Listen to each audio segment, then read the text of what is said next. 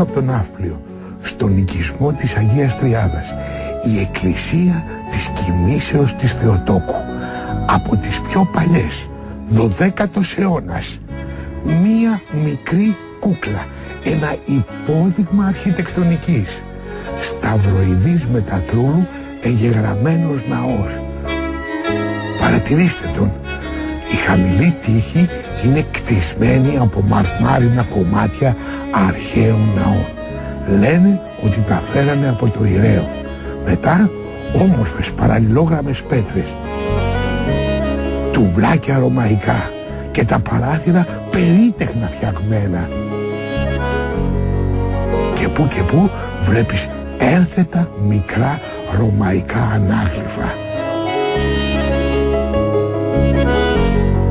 Ένας χριστιανικός ναός, αρχιτεκτονικό υπόδειγμα βυζαντινής τέχνης.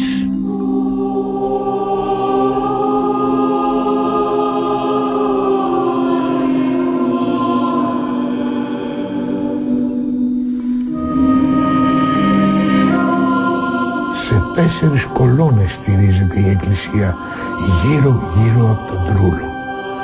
Και έχει μια ομορφιά μέσα της, παρόλο που δεν βλέπει σχεδόν τίποτα. Δεν υπάρχει χρυσοπίκυλτο τέμπλο, μα θα πεις μια όρατη κουρτίνα χωρίζει την Αγία Τράπεζα από την υπόλοιπη εκκλησία. Και πάνω, ψηλά, οι παλιές αγιογραφίες είναι σκεπασμένες από την εθάλη των κεριών.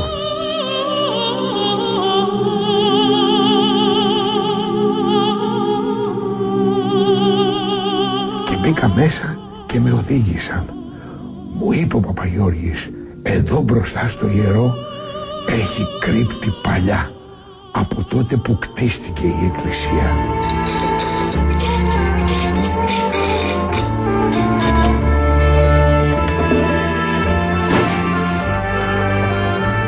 Πριν από 15 χρόνια περίπου, σε αλλαγή του δαπέδου του ιερού, ανακαλύψαμε ότι κάτω από την Αγία Τράπεζα υπάρχει μία κρύπτη. Ήρθε η τοπική έφρος αρχαιοτήτων εδώ πέρα, των Βυζαντινών, και κάναμε άνοιγμα μπροστά από την ωραία πύλη, 1x1, κατεβήκαμε κάτω και βρήκαμε μια θολωτή κρύπτη, όσο είναι ο χώρος του ιερού. Κατάλληλος ήταν ένα σκευοφυλάκιο.